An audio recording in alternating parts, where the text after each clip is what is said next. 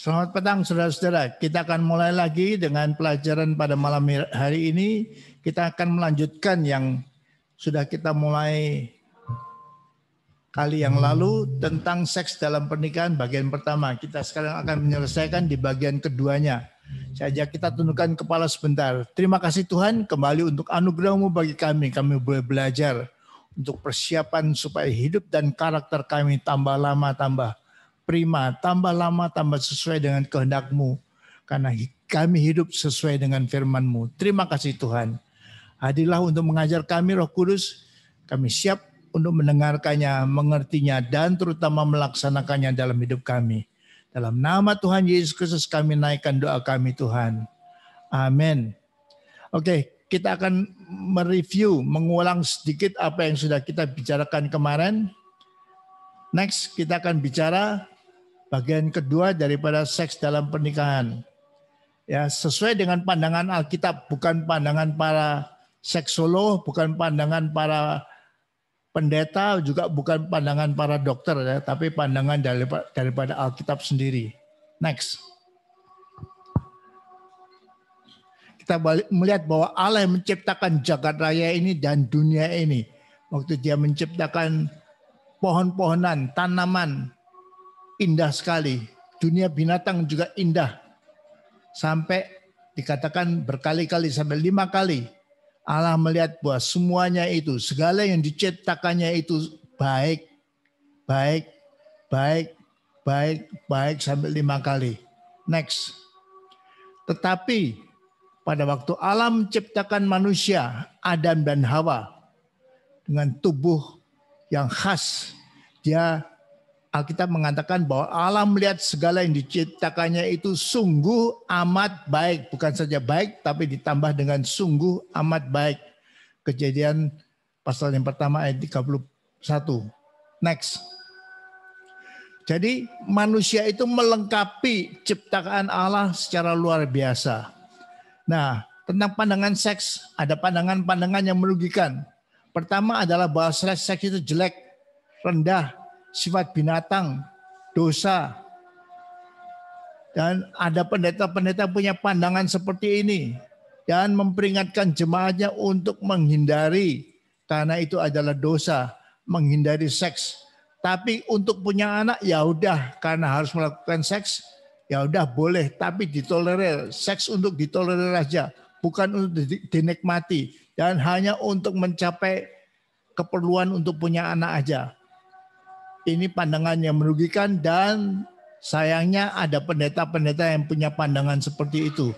Bahkan pelayan-pelayan yang kalau besok hari Minggu ada perjamuan kudus, pelayan-pelayan perjamuan kudus diharapkan pada hari Sabtunya tidak melakukan hubungan seks suami istri. Itu tentunya aneh dan janggal sekali ya. Next. Ada pandangan yang merugikan juga bahwa seks itu dianggap suci, kudus, tidak boleh sembarangan dilakukan antara suami istri, disayang-sayang dan karena itu kudus. Ini menyebabkan perasaan mereka tercampur baur juga dan merugikan. Next. Ini kita melihat suami istri yang punya pandangan yang aneh-aneh akan segan berhubungan seks, akan kalau pasangannya terlalu suka seks, misalkan lakinya terlalu suka seks, menganggap itu dosa. Laki-laki memang anjing, maunya begituan melulu. Jadi kata begituan melulu itu menganggap mereka melecehkan seks yang adalah ciptaan Tuhan. Menggunakan kata-kata anjing dan sebagainya. Tentunya tidak baik ya. Next. Sebaliknya pandangan Alkitab yang benar adalah seks didesain oleh Tuhan sendiri. Tuhan yang mendesain, bukan iblis yang mendesain hubungan seks itu, persetubuhan itu. Dan Allah mendesain itu sesuai dengan rencananya. Jadi seks adalah wajar, normal, baik untuk dinikmati dan indah sesuai dengan ayat-ayat nanti kita baca dalam Alkitab ya. Next. Nah, kita melihat bahwa ini yang baik, hubungan suami istri yang baik. Karena memang hubungan seks itu wajar untuk dinikmati dan indah. Jadi Ini suatu anugerah, hadiah yang diberikan Allah kepada suami istri. Hubungan yang khusus ini. Next. Dalam Kejadian 1 ayat 27 dikatakan bahwa Allah menciptakan manusia itu menurut gambarnya. Menurut gambar Allah diciptakannya dia. Laki-laki dan perempuan diciptakannya mereka. Jadi Allah yang mendesain itu. Bukan iblis. Jadi itu datangnya dari meja gambar Allah sendiri. Allah yang mendesain. Laki-laki tubuhnya seperti ini. Perempuan tubuhnya seperti ini yang sangat berbeda. Berbeda terutama di mana? Bukan di kepala atau di lengannya. Terutama di alat-alat kelaminnya yang khusus diciptakan berbeda antara pria dan wanita. Dan itu ciptaan Allah ya, bukan ciptaan iblis. Next. Seks didesain oleh Allah sendiri.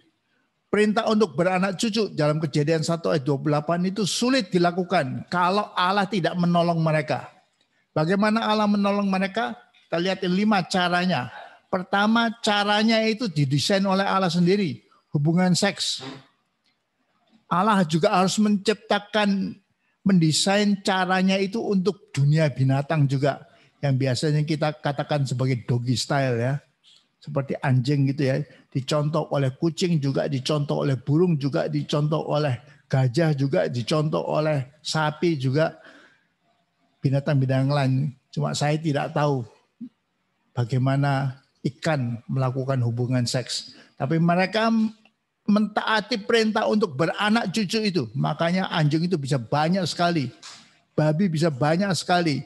Domba bisa banyak sekali. Karena perintah untuk beranak cucu dan Allah menciptakan caranya bagi binatang-binatang itu. Memang binatang hanya punya satu cara ya. Biasanya itu yang doggy style itu ya. Perangkatnya. Allah juga harus menciptakan perangkatnya. Untuk laki-laki tentunya penis, untuk perempuan vagina. Itu harus diciptakan oleh Allah. Bukan jijik, bukan kotor, bukan dari iblis itu. Alat-alat kelamin bukan dari iblis. Itu ciptaan Allah sendiri. Dan sarana penunjangnya. Kalau laki-laki spermanya, saluran-salurannya.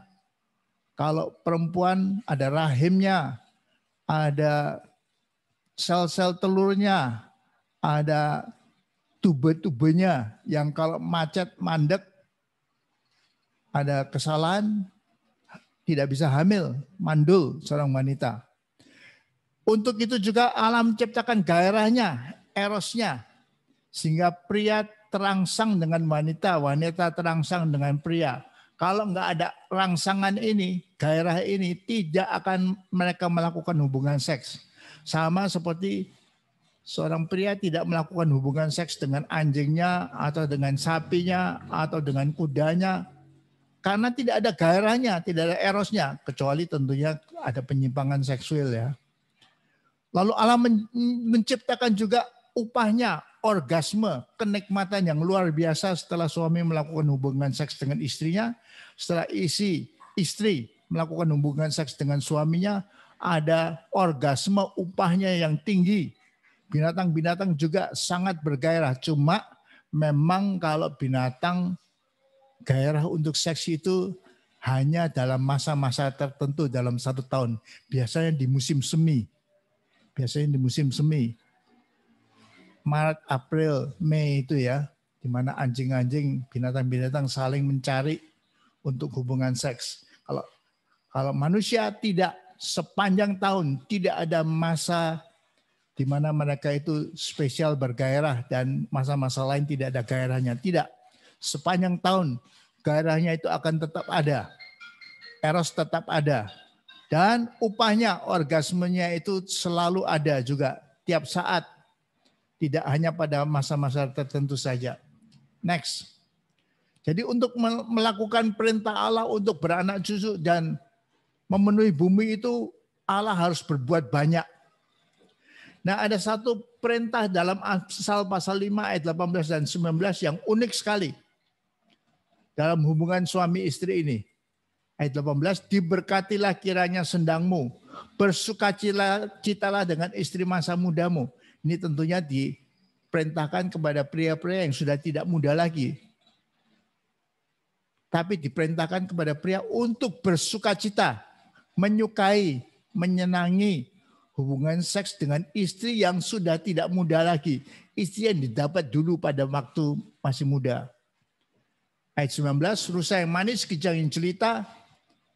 Ini gambaran daripada istri mestinya di hadapan suaminya tetap pertahankan itu untuk tetap jadi rusa yang manis, kijang yang jelita. Biarlah buah dadanya selalu memuaskan engkau. Siapa yang menyebabkan pria-pria itu terangsang dengan buah dada wanita? Bukan iblis. Ini memang perintah Allah. Dan diperintahkan juga engkau senantiasa. Ayo, Allah perintahkan senantiasa berahi. Oleh karena cinta istrinya itu. Walaupun sudah 50 tahun, 60 tahun, 70 tahun. Harus tetap berahi dengan cinta daripada istrinya, dengan istrinya. Next. Nah, ini gambaran indah ya yang diberikan oleh Amsal tadi ya. Rusa yang manis, kijang yang jelita. Indah, lucu, manis, pengen kita peluk gitu. Nah, ini gambaran idealnya seorang wanita, seorang istri di hadapan suaminya. Rusa yang manis, kijang yang jelita. Next. Tapi ada banyak yang tidak melakukan firman Allah itu. Kita lihat wanita di atas itu anoreksik. Diet, nggak mau makan, sampai kurusnya luar biasa, bahkan sampai mengancam nyawanya. Dan ada yang mati karena anoreksik ini, tidak mau makan ini. Lihat tulang iganya sampai keluar semua, menonjol semua. Sampai kurus kering, tangannya tidak ada dagingnya lagi, lengannya. Atau sebaliknya, istri menjadi seperti babi yang gembrot itu atau sapi yang gemuk sekali itu. Ini sangat tidak menarik juga. Bukan ini gambaran yang diberikan oleh Amsal tadi. Rusa yang manis, kijang yang jelita. Bukan binatang-binatang seperti ini ya. Next. Diperintahkan adanya berahi antara suami istri. Jangan dimatikan berahi itu. Jangan sekali-kali kita sudah cukup usianya ya, nggak perlu gitu-gituan lagi ya. Kita nggak usah seks-seksan lagi ya. Nggak bisa. Diperintahkan untuk tetap ada berahi antara suami istri itu. Dan berahi itu harus selalu dipertahankan. Jangan malah dimatikan. Memang aneh ada pendeta-pendeta yang menganjurkan. Sudah tua nggak usah gitu-gituan lagi. Udah hidupnya diserahkan sepenuhnya untuk Tuhan aja. Itu tidak sesuai dengan firman Allah. Diperintahkan pada waktu sudah tidak muda lagi terhadap istri masa muda itu untuk tetap berahi. Untuk tetap mempertahankan gairahnya itu. Tidak boleh dimatikan ya. Tolong perhatikan ya. Next. Nah, penghambat berahi dari Amsal 5 ayat 18-19 itu tentunya ada dua bagian, eksternal maupun internal. Bagian yang eksternal, bagian luar adalah bau. Jangan sampai suami istri itu segan mandi. Ada yang 3 hari sekali baru mandi, ada yang seminggu sekali bahkan baru mandi. Parah itu. Tentunya tubuhnya berbau parah ya. Oke, perhatikan. Rambutnya tidak dicuci. Sampai bau tengik, bau sangat tidak enak. Atau rambutnya di-roll, ditutup. Sampai tidak menggairahkan bagi suami. Sampai suaminya menjadi nek, geli. Pakaiannya, pakaian daster yang sudah kumuh, yang sudah tidak ada warnanya, sudah tidak fresh, tidak segar lagi, sudah nggak ada warnanya, sudah tidak kelihatan warna aslinya, dan sudah tidak ada formnya, sudah tidak ada bentuknya, sudah ketarik sana, ketarik sini, tapi itu justru yang disenangi oleh banyak wanita, pakai pakaian daster yang sudah kumuh seperti itu. Tapi mestinya begitu dia tahu ini saatnya suaminya pulang dari kantor, langsung ganti dengan pakaian yang menarik, pakaian yang seksi, pakaian yang menggairahkan bagi suaminya. Bentuk tubuh usahakan untuk tetap langsing seperti tadi itu ya. Seperti rusa yang manis, kijang yang jelita ya. Nah sebaliknya ada penghambat-penghambat yang lebih parah daripada penghambat eksternal adalah penghambat internal. Karena ini ada di dalam karakter seorang suami atau istri. Judes, galak, mengkritik selalu menggunakan kata-kata kasar, kata-kata melecehkan. Seperti bodoh, begok, konyol, suami parah, maafkan, anjing. Itu tentunya kata-kata yang sangat menyakitkan hati dan menghambat berahi. Begitu suami atau istri punya berahi untuk melakukan hubungan seks tapi mendengar kata-kata yang parah seperti itu, langsung hilang gairahnya. Atau acuh tak acuh, cuek sama pasangannya, tidak ada perhatian. Atau selalu cemburu, marah, cemburu. Itu menyebabkan gairahnya hilang. Yang tadinya istrinya kelihatan menarik, tapi setelah banyak cemburunya menjadi istri yang parah di mata sang suami. Next. Nah, kita melihat contoh-contoh gambar kiri atas. Suami yang masih fit, mungkin ada six pack-nya, perutnya, tapi istrinya sudah gemuk sekali ya. Atau kanan atas tadi yang anoreksik ya, yang kurus seperti lidi ya. Atau di tengah kanan tengah itu rambutnya tidak teratur, tidak bisa disisir karena tidak dirawat dengan baik. Atau kiri bawah itu yang bau karena jarang mandi, tidak suka mandi pasangannya. Atau kanan bawah itu istri yang selalu loyo, lemes, mungkin kerja terlalu capek sehingga tidak menggairahkan bagi suami karena istrinya loyo, lemes, capek. Jangan malam ini, capek, sudah capek.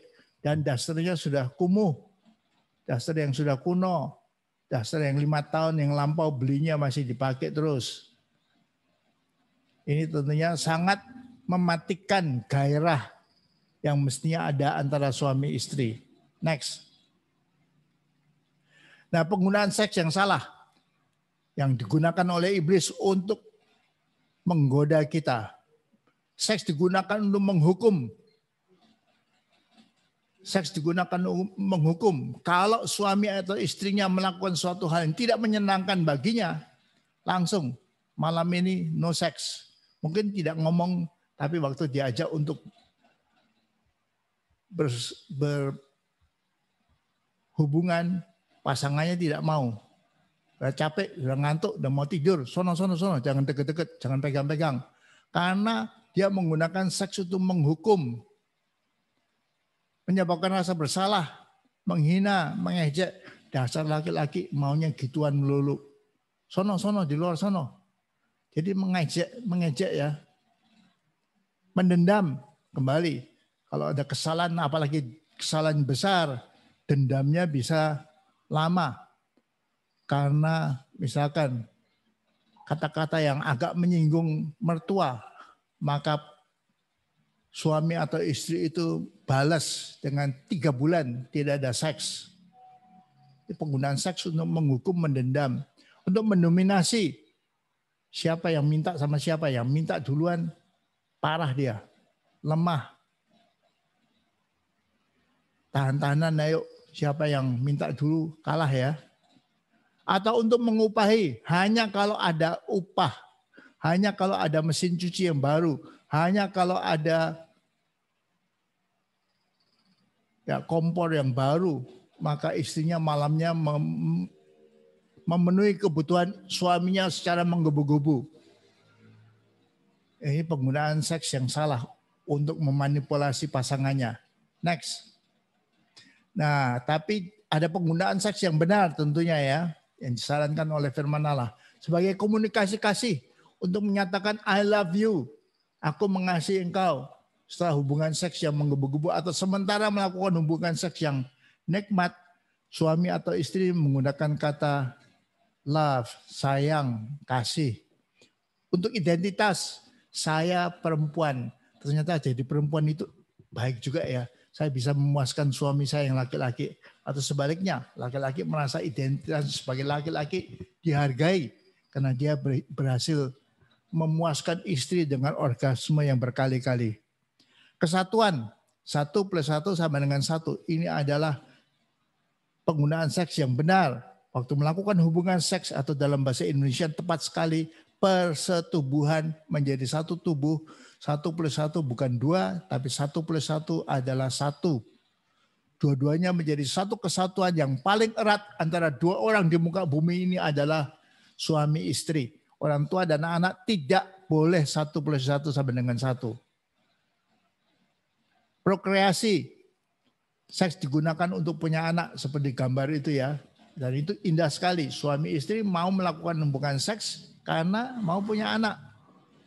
Rekreasi, seks adalah nikmat, seks adalah menyenangkan. Seks bukan hal yang parah. Seperti rekreasi ya. Seperti kita main pingpong, kita main tenis setelah puas. Kita merasa berrekreasi. Seks sebagai tindakan preventif. Allah memberi dorongan seks yang luar biasa kepada suami dan istri, kepada pria dan wanita. Dan Allah tahu itu. Dan dia memperingatkan jangan ditahan-tahan ya. Jangan sampai bertarak ya. Jangan sampai tidak hubungan seks ya. Dan nanti akan jatuh dalam dosa perzinahan. Jadi seks antara suami istri digunakan untuk preventif supaya tidak jatuh dalam dosa. Pria-pria yang terlalu lama jomblo, single, cenderung nanti akan melakukan seks bebas, hubungan seks yang bebas, atau suka ke BTS nanti. Karena tidak ada istri di sampingnya yang selalu memuaskan kebutuhan seksnya. Dan itu sangat tidak baik ya. Next. Ini penggunaan seks yang benar ya. Antara suami istri. Harus saling menarik. Harus saling menggairahkan. Next. Nah, di dalam 1 Korintus 7 ayat 1-5, Paulus menulis khusus hubungan suami istri dan hubungan seks di antara suami istri. Dalam ayat pertama dikatakan, dan sekarang tentang hal-hal yang kamu tuliskan kepadaku adalah baik bagi laki-laki kalau ia tidak kawin, tapi langsung koma, bukan titik di situ. Tapi koma karena belum selesai, tetapi mengingat bahaya percabulan, supaya kita tidak berdosa dalam percabulan, dosa seksual itu, baiklah tiap laki-laki punya istrinya sendiri, dan setiap perempuan mempunyai suaminya sendiri. Artinya apa? Kebutuhan seks suami atau istri dipenuhi karena punya suami atau istri. Makanya tidak jatuh dalam bahaya percabulan. Jadi dilarang sekali suami atau istri itu menahan, tidak mau melakukan hubungan seks. Nanti suami istrinya cenderung cari cewek lain, cari cowok lain, selingkuh, atau suka ke BTS. Karena istrinya tidak mau memenuhi kewajibannya. Dan ini kita baca ayat yang ketiga itu. Hendaklah suami memenuhi kewajibannya terhadap istrinya. Demikian pula istri terhadap suaminya. Suami memenuhi kewajiban terhadap istrinya apa?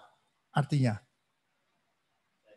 kasih duit, ya itu benar. Tapi bukan ini yang dimaksudkan dalam 1 Korintus 7 ini.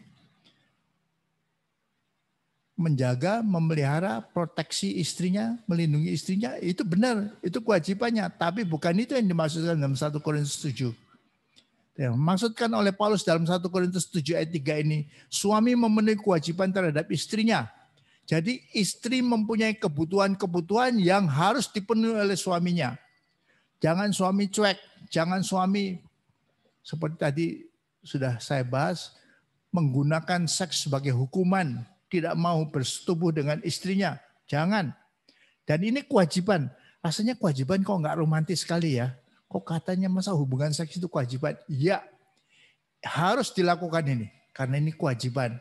Istri harus selalu terangsang dan istri menikmati orgasme, kepuasan dalam hubungan seks. Tapi juga istri terhadap suami. Istri juga tidak boleh, tidak mau memenuhi kewajibannya terhadap suaminya.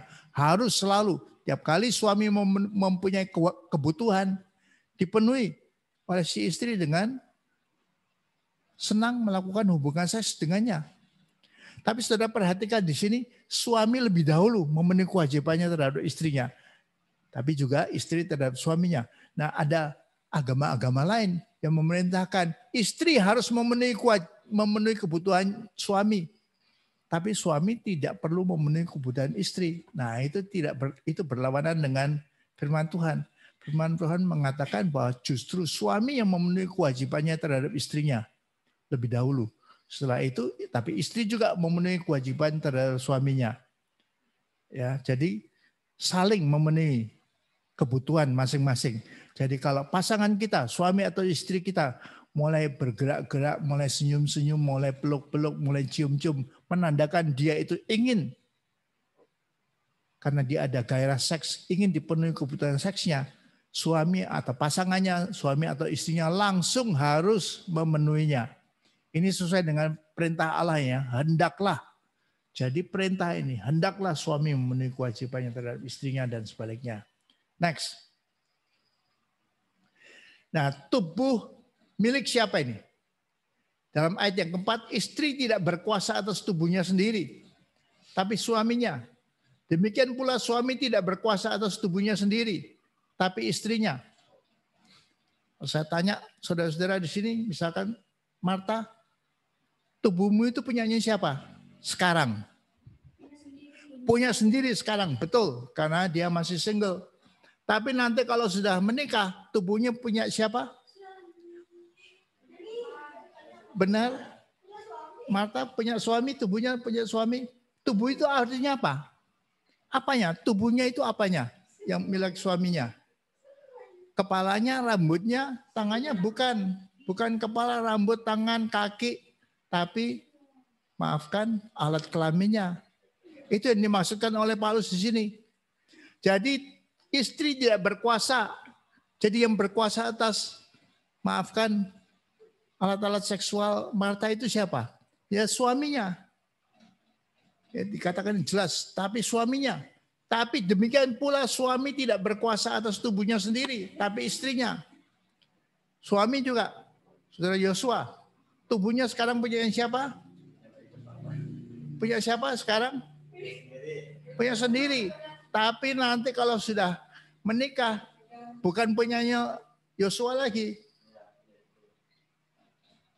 Tubuhnya itu punya istrinya. Tubuhnya kembali bukan tangan, kaki, matanya, kepalanya, itu memang benar ya. Tapi lebih diutamakan oleh Paulus di sini adalah alat kelaminnya. Penisnya, burungnya, itu punya istrinya. Yang jadi yang berkuasa siapa? Yosua, istrinya. Kalau istrinya mengatakan suatu malam, itu punya saya ya, malam ini mau saya pakai ya. Boleh nggak dia pakai itu? Boleh, karena itu miliknya dia. Bukan miliknya Yosua, milik istrinya dan berkuasa atas tubuhnya. Tapi tentunya harus tenggang rasa ya. Si Yosua bisa berhak menunjuk juga itu punya saya tapinya. Malam ini nggak mau saya pakai. Jadi dua-duanya harus saling kompromi ya. Mau hubungan seks atau tidaknya. Tapi sudah melihat di sini, ini perintah yang sangat penting yang dilupakan dalam gereja. Bahwa kita kehilangan hak, kehilangan kuasa atas tubuh kita waktu kita menikah. Ini yang diajarkan lain oleh agama-agama lain. Agama-agama lain, suami itu punya suaminya. Bukan suami itu punya istrinya.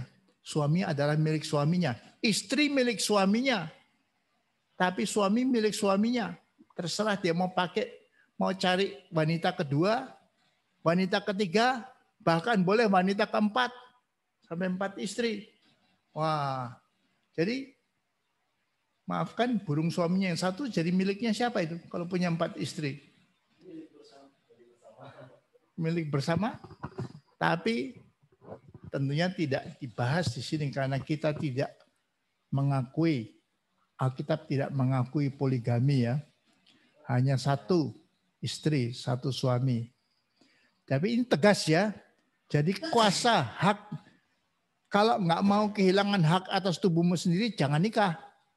Kalau kamu nikah, kamu kehilangan sesuai dengan firman Allah itu, kehilangan hak atau kuasa atas tubuhmu sendiri. Next. Nah, kalau mau bertarak artinya apa? Bertarak artinya puasa seks. Artinya tidak hubungan seks. Itu boleh. Tapi ada aturannya. Dan aturannya ini ketat ya. 3 ini ya. 1, dengan persetujuan bersama. Harus dua-duanya setuju. 2, untuk sementara saja. Tidak boleh lama-lama. 3, untuk berdoa. Ada tujuannya. Yang khusus untuk berdoa. Kita baca ayat yang kelima ini ya. Janganlah kamu saling menjauhi. Menjauhi artinya apa? Tidak hubungan seks. Jangan saling tidak mau hubungan seks. Kecuali dengan persetujuan bersama. Jadi tidak boleh satu pihak suami mengatakan no more sex selama 1 bulan. Tidak bisa. Harus hanya boleh kalau istri juga setuju. Dan untuk sementara waktu. Sementara waktu itu 1 bulan terlalu lama. Biasanya cuma 1 minggu aja. Supaya apa? Supaya dapat kesempatan untuk berdoa. Jadi kalau suami mengatakan, anak kita ada dalam masalah sekarang, masalah berat. Saya sudah minta izin kantor untuk cuti 1 minggu. Selama 1 minggu itu saya akan berdoa, berpuasa untuk berdoa untuk anak kami. Nah, sementara itu selama 1 minggu ini kita tidak hubungan seks ya. Kalau istrinya mengatakan ya setuju, ya boleh dilakukan ini aturan bertarak ini. Tapi kalau istri mengatakan enggak, saya enggak mau, tetap mau bermesraan sama kamu, ya tidak bisa dilakukan ini. Persetujuan ini tidak bisa dilakukan. Ada syarat, 3 syarat itu ya. Sesudah itu, ini langsung firman Allah mengatakan, habis itu hendaklah kamu kembali hidup bersama-sama. Artinya apa? Langsung hidup hubungan seks lagi. Supaya iblis jangan menggodai kamu karena kamu tidak tahan bertarak kembali. Allah memberikan dalam diri suami istri itu gairah seks yang tinggi. Kalau itu ditahan, maka kamu akan digoda oleh iblis. Nanti akan tergoda untuk diajak teman-teman ke kompleks BTS nanti. Diajak teman-teman untuk seks bebas nanti. Seks semalaman, one night stand ya kalau dalam bahasa Inggrisnya. Tapi supaya jangan itu terjadi setelah tekad untuk berdoa selama 1 minggu itu selesai, langsung hubungan seks. Besoknya harus hubungan seks lagi. Supaya kamu tidak tergoda. Ayat ke-9 menguatkan lagi godaan itu. Tapi kalau mereka tidak dapat menguasai diri, baiklah mereka kawin. Lebih baik kawin daripada hangus karena hawa nafsu. Jadi bagi kita yang jomblo-jomblo, yang single-single, kalau tidak dapat tahan diri, kalau bisa masih bisa tahan diri ya nggak apa-apa, single. Tapi kalau sudah nggak bisa tahan diri, artinya apa? Sudah tergoda untuk godain cewek-cewek atau cowok-cowok, udah tergoda untuk ke kompleks BTS, maka sebaiknya nikah aja. Punya istri sendiri, punya suami sendiri, supaya tidak hangus oleh hawa nafsu karena hawa nafsunya terpenuhi.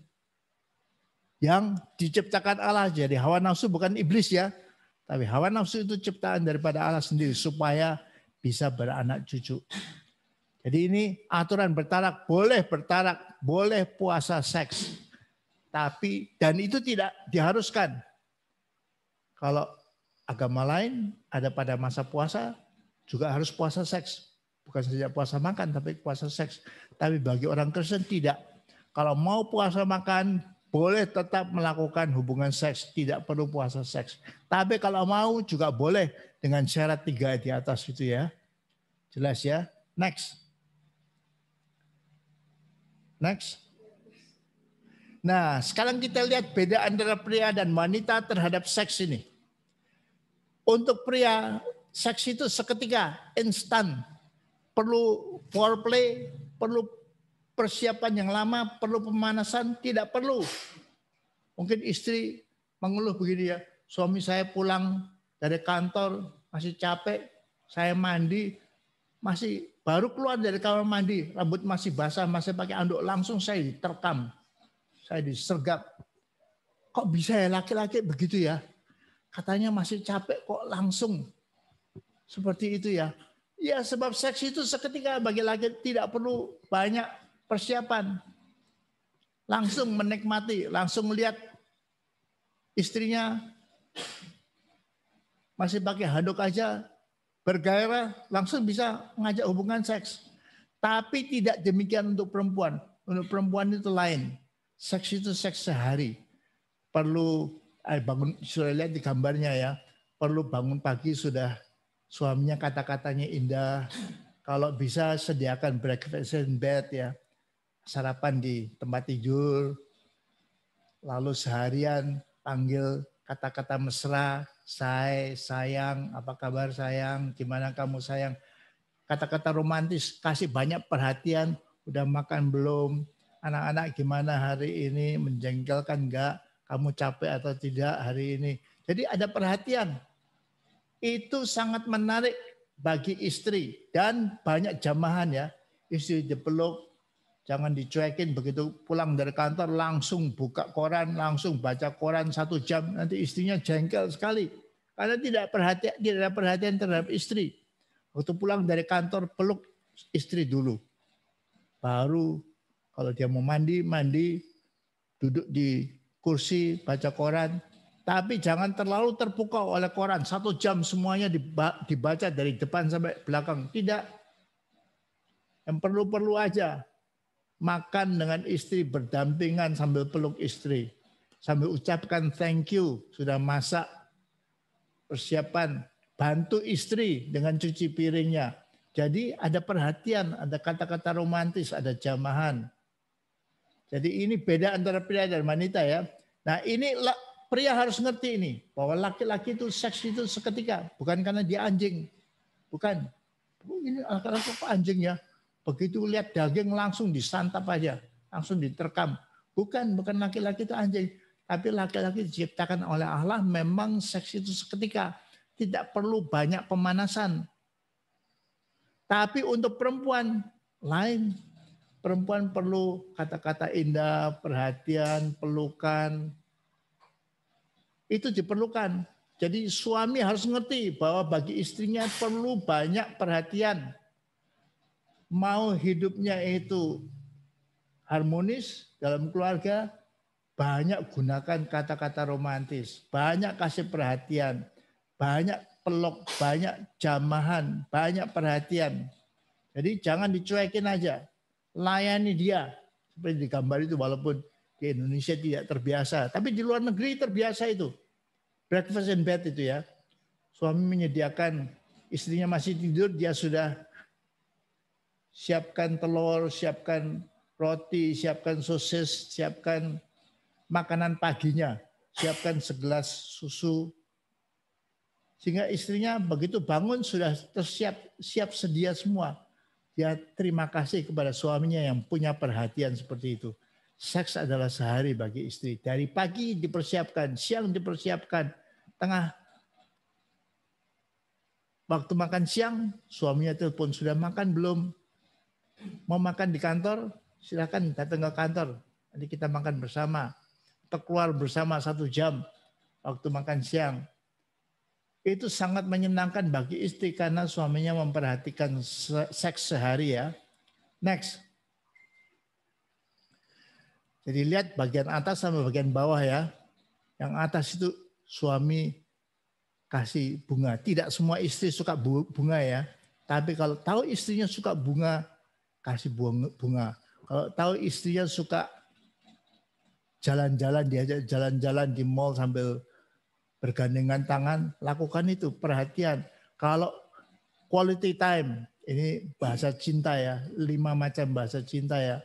Kalau istrinya merasa sangat dicintai kalau suaminya memperhatikan dia, suaminya ngajak ngomong sama dia, suaminya peluk dia, itu perlu dipenuhi kebutuhannya. Sehingga nanti malamnya hubungannya mesra, harmonis. Tapi kalau tidak seperti gambar bawah, suami cuek aja, cepet-cepet naik tempat tidur langsung ngorok, langsung tidur. Istrinya frustrasi karena peluk aja tidak mau suaminya itu. Cium-cium tidak mau suaminya itu, langsung ngorok seperti itu. Atau sebaliknya, gambar yang kanan bawah itu ya, istrinya yang menolak suaminya. Entah karena apa. Karena kata-kata yang sakit, karena terjadi sesuatu di siang harinya, karena terjadi sesuatu waktu ada di kondangan suaminya memperhatikan cewek lain, istrinya tersinggung, mungkin akan menolak seperti itu ya. Jadi diharapkan suami istri itu sadar bagaimana caranya mempertahankan keharmonisan antara suami istri. Next. Kebutuhan zaman. Laki-laki itu kebutuhan tinggi pada saat lahir, rendah pada masa dewasa. Sudah lihat pada itu usia ya, garis itu menggambarkan 0, 5, 10, 15, 20 itu usia. Waktu bayi itu masih umurnya 0, artinya baru lahir, kebutuhan untuk zaman itu tinggi. Dia perlu dipelukin, perlu diciumin, perlu diberi kehangatan, terus menerus. Umur 5 tahun mulai merosot, tidak setinggi waktu lahir. Umur 10 tahun lebih merosot lagi. Umur 15 tahun lebih merosot lagi. Rendah. Kebutuhan di zaman sudah rendah. Anak laki kalau dipelukin pada saat itu, sudah 15 tahun, sudah 10 tahun, akan gerah, ogah. Ma, jangan peluk-peluk lagi, Ma. Gak usah, Ma. Geli, Ma. Karena sudah tidak butuh lagi. Ma, gak usah antar ke sekolah. Saya malu digodain teman, dibully teman-teman itu masih diantar sama mama. Mama nggak usah antar, dan apalagi sudah dekat sekolah dicium sama mamanya. Malu anak laki itu karena kebutuhannya sudah rendah dan terus rendah. Umur 20, 25, 30, 35, 40, 45 sudah rendah sekali kebutuhan untuk zaman. Laki-laki kalau diraba-raba perutnya geli dia. Geli, bukan terangsang. Tapi tidak demikian sebaliknya dengan perempuan. Perempuan kita lihat pada masa lahir umur 0 tahun juga tinggi. Jadi anak perempuan, bayi perempuan banyak perlu dipelukin, diciumin, diberi kehangatan. Tapi kita melihat dalam grafik itu tidak turun. Pada masa umur 5 tahun justru naik. 10 tahun justru naik. Mungkin puncaknya antara 10, 11, 12 itu.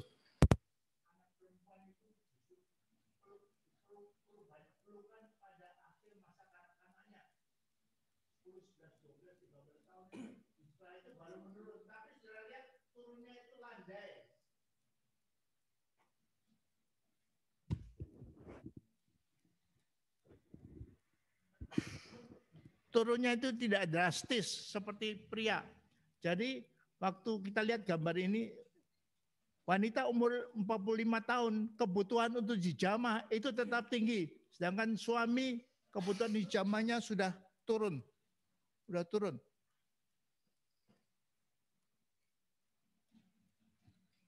Suaminya sudah kebutuhannya sudah rendah sekali. Istrinya masih tinggi. Istrinya masih banyak perlu dipeluk. Jadi seorang istri yang umur 30, 40, 50 tahun itu masih banyak perlu dipelukin. Suami-suami jangan lupa hal ini.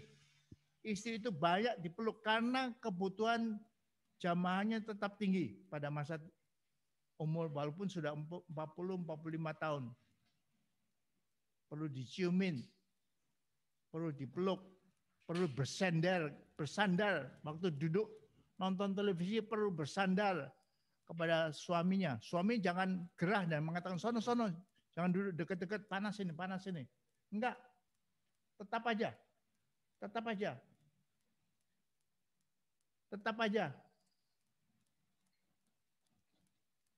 dipenuhi kebutuhan daripada istri itu. Kebutuhan zaman tetap tinggi.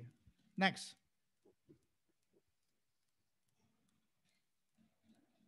Jadi kita lihat kebutuhan istri untuk diraba, dijamah itu tetap tinggi terus. Jangan dicuekin.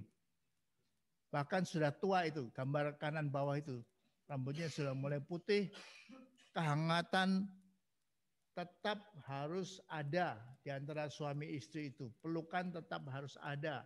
Tidur bersama-sama sambil saling peluk itu tetap harus ada di antara mereka. Next. Variasi seks. Nah, kita melihat ada beberapa macam. Saya tuliskan di sini 3 macam. Seks itu seperti mie instan. Mie instan enak enggak? Kurang enak mestinya ya. Lebih enak bakmi goreng yang banyak dagingnya, babinya, apalagi steak and ribs ya. Tapi mie instan itu hanya ya karena lagi lapar aja. Ini suaminya sudah mau kerja ke kantor, tapi masih 15 menit sebelum ke kantor. Tiba-tiba suaminya kasih sinyal, ayo ke kamar, ayo ke kamar. Mau apa? Ya karena suaminya butuh seks, walaupun 15 menit lagi ke kantor. Cepat-cepat hubungan seks, 10 menit aja suaminya puas, istrinya gimana? Istrinya ya biasa-biasa aja, seperti makan mie instan ya. Tidak senikmat kalau relax. Nah, yang kedua itu seperti bakmi goreng ya. Lebih enak ya daripada mie instan ya. Anak-anak mana ini? Rumah kok sepi ya? Rumah kok sepi. Kenapa rumah kita sepi ya? Anak-anak di mana? Ya, anak-anak lagi nginep di rumah bibinya. Ada ulang tahun keponakan. Jadi lagi dua-duanya lagi nginep di rumah. Jadi rumah kita kosong ya. Rumah kita kosong ya. Yuk kita cepat-cepat mandi, masuk kamar tidur ya. Biar lama-lamaan ya. Jadi mereka menikmati malam itu seks yang lama, enggak 10 menit tok, berkali-kali mengalami orgasme yang terutama sang istri ya. Itu seperti makan bakmi goreng yang dagingnya ada babinya, ada udangnya, ada ayamnya dan sebagainya. Bakmi goreng yang enak. Tapi kemudian tahun ini adalah ulang tahun pernikahan kita yang kelima atau yang ke-10. Wah asik ya, kita harus rayakan ya. Kita menikahnya kan tanggal 12 Juli ya. Ayo kita rayakan. Tanggal 12 Juli dulu waktu kita menikahkan di Hotel Horizon ya, di Ancol ya. Ayo kita pesen, ini masih seminggu, pesen di Hotel Horizon ruang 205. Itu dulu ruang honeymoon, ruang malam pertama mereka. Kami mau pesen ruang 205 tanggal 12 Juli. Nah, karena pesennya dari jauh masih kosong. Oke. Pada hari itu dari pagi mereka suaminya sudah ambil cuti. Dengan istri, anak-anak dititipkan ke tantenya. Suami istri dari pagi sudah ke hotel. Jalan-jalan di mall di sana di Ancol. Menikmati semalaman itu. Jadi itu gambarnya ya. Mereka romantis sekali. Ini tempat kita dulu honeymoon. Honeymoon suite-nya itu. Atau kita sewa lagi honeymoon suite-nya. Kamar khusus untuk pasangan yang menikah. Walaupun mahal ya. Tapi kami akan lakukan itu. Karena ini ulang tahun pernikahan kami yang ke-10. Jadi hubungan seks pada malam hari itu relax. Seperti steak and ribs ya. Jauh lebih enak daripada hanya bakmi goreng aja. Hanya mie instan aja. Next. Ini beberapa macam variasi seks ya. Tidak selalu seperti mie instan, tidak selalu juga seperti steak ya. Tidak selalu seperti mie goreng. Kadang-kadang ada seperti mie instan, kadang-kadang seperti mie goreng, kadang-kadang seperti steak ya. Next.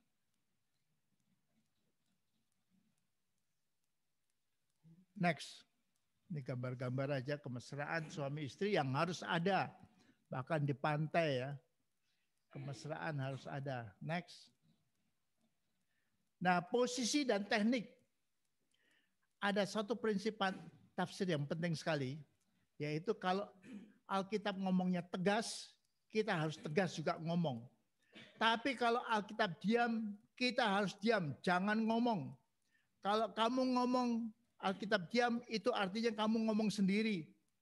Itu bukan doktrin Alkitab.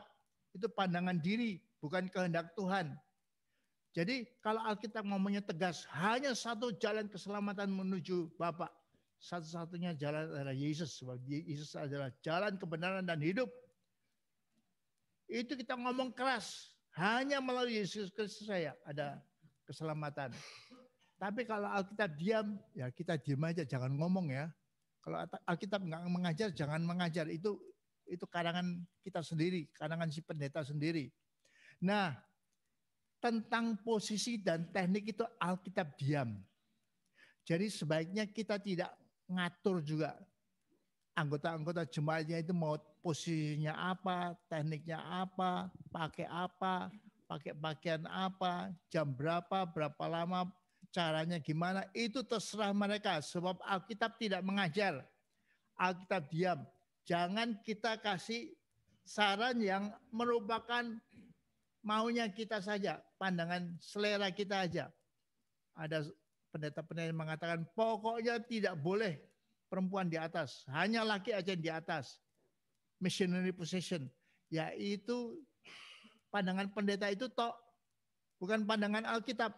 Alkitab tidak pernah mengatakan bahwa suami istri itu kalau hubungan seks hanya boleh missionary position, posisi misionaris, laki di atas, perempuan di bawah. Tidak ada itu dalam Alkitab. Nah, bagaimana dengan saya? Saya kasih bimbingan, tapi ini bimbingan ya, bukan firman Tuhan, bimbingan dari saya ya. Bimbingan untuk posisi dan teknik itu saya tegaskan itu. Ini dari pendeta Yonatan Trisna, bukan firman Tuhan. Cari di firman Allah tidak ada. Nah, apa bimbingan saya itu? Pertama, dua-duanya mau. Jangan dipaksa. Satu nggak mau, satunya harus memaksakan pada pasangannya. Dan yang kedua, tidak melukai. Jangan istri ditempelengin, ditonjokin, dicekek, sampai sakit, sampai pingsan-pingsan. Jangan ditabokin, dipukulin, tonjokin. Sebab ada suami-suami yang hanya terangsang kalau dia itu sadis. Dia itu pukulin, dia cekek, dia jambak rambut istrinya sampai istrinya teriak-teriak, nangis-nangis. Itu tidak boleh dilakukan karena melanggar dua-duanya itu. Tidak dikehendaki, nggak mau tentunya istri diperlakukan seperti itu, dengan KDRT seperti itu, dan dilukai. Tapi kalau dua-duanya mau, itu bukan urusan saya. Kalau istri suka juga dicekek sama suaminya, ya terserah.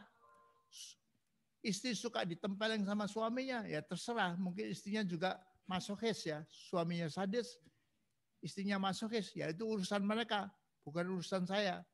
Tapi sebaiknya dua-duanya mau dan tidak saling melukai. Ini jelas ya, sebab Alkitab diam, kita pendeta-pendeta juga diam. Nah, next. Ini gambar-gambar yang mungkin kelihatannya hot, tapi ini biasa di antara suami istri dan harus dilaksanakan ya, dan oke dilaksanakan. Buat yang tidak menikah mungkin terlalu menggairahkan ya. Next. Nah, ini posisi. Jangan malu ya saudara-saudara ya. Jangan malu-malu ngeliatinnya, tapi ini diperkenankan. Jadi kiri atas terus sampai berkali-kali. Caranya berbeda-beda ya. Ada yang wanita di atas, ada yang wanita di bawah, ada yang saling duduk, ada yang seperti kanan bawah itu sambil berdiri, dua-duanya menikmati doggy style itu, atau saling silang begitu. Itu urusan mereka, bukan urusan kita. Pendeta tidak berhak. Kalau kalian bisa melakukan dan menikmati melakukan ini, lakukan. Next, itu juga tambahan ya. Jadi next, sudah. Tidak, sebelumnya. Jadi terserah mau sambil duduk, mau, nah seperti kiri tengah, paling kiri tengah itu seperti saling silang, seperti gunting begitu ya. Gunting kalau saling silang begitu ya.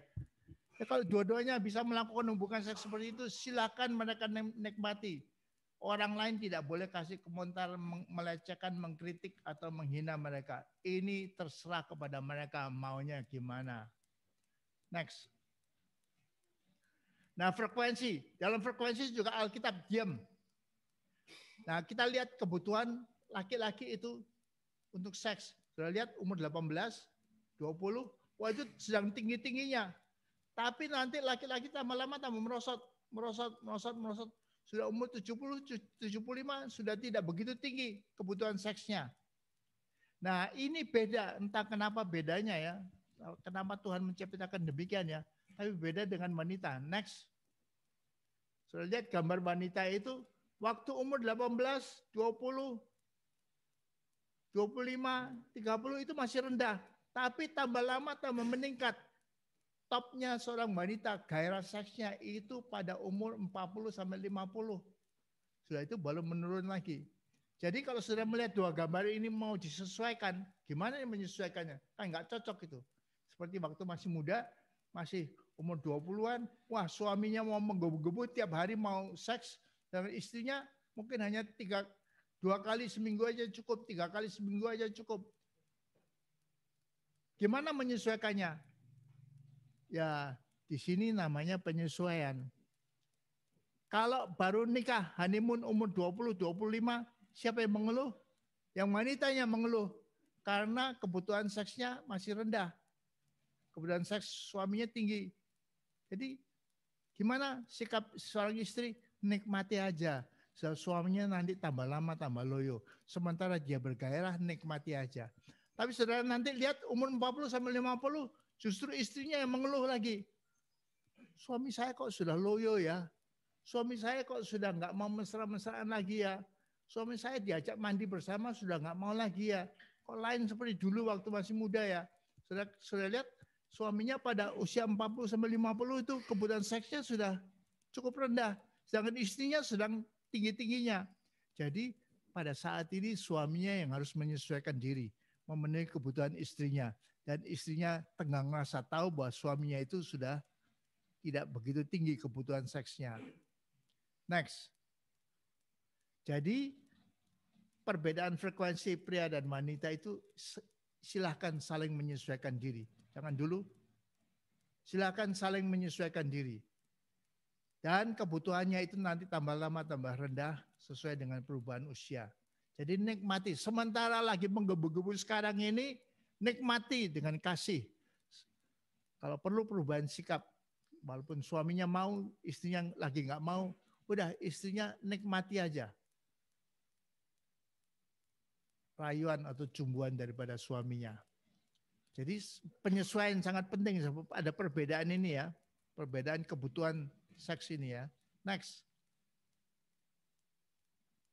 Nah kita akhiri dengan suami istri yang harus selalu hot ya. Enjoy aja ya. Jangan merasa bersalah ya.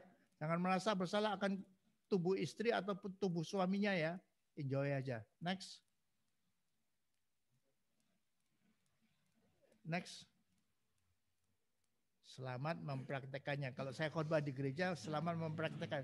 Tapi jangan lupa KY-nya. Apa itu KY? KY itu apa? Ada yang tahu? KY itu semacam salep, seperti salep tapi lebih encer dari salep, yang digunakan dokter sebagai pelumas. Kalau istrinya belum hot dan belum cukup pelumas, nanti hubungan seks sakit. Sebab itu setelah 30 tahun, 40 tahun ke atas, sebaiknya suami istri itu beli KY ini. Di apotek ada sebagai pelumas yang dipakai dokter juga di rumah sakit untuk periksa wanita. Nah, itu dipakai itu. Jangan malah pakai obat galian singset, obat Madura begitu ya, supaya kering gitu. Justru jangan pakai KY supaya hubungan seksnya itu lancar karena olesan KY ini ya. Selamat mempraktekannya. Mari saya ajak kita tundukkan kepala sebentar. Terima kasih Tuhan, suatu hal yang luar biasa Engkau ciptakan bagi kami manusia, yaitu seks. Waktu Engkau memerintahkan kami untuk beranak dan bercucu, untuk memenuhi bumi Tuhan. Engkau menyediakan bagi kami gairah yang luar biasa dan anugerah yang luar biasa, upah yang luar biasa dalam hubungan suami istri ini. Memang sebaiknya kami selalu harmonis, selalu bermesraan, saling mengasihi, saling mengimbangi, saling memperhatikan, dan saling memenuhi kebutuhan seks masing-masing. Terima kasih Tuhan, kami sudah mengerti kehendak-Mu, firman-Mu, dan kami akan melaksanakannya dalam hidup kami. Dalam nama Tuhan Yesus Kristus kami naikkan doa kami Tuhan. Terima kasih Tuhan. Amin.